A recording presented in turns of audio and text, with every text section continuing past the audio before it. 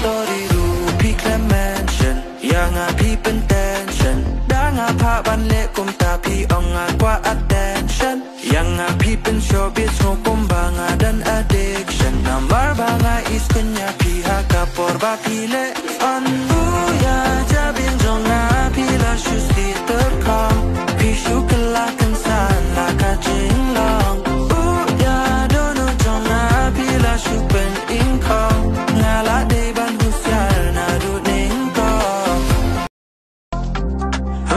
story rupi klan mansion yang api pentension dah ngapa ban lekum tapi ong kwa attention yang api pen showbiz hukum banga dan addiction nambar banga is kenya pihak kapor bapile on buya jab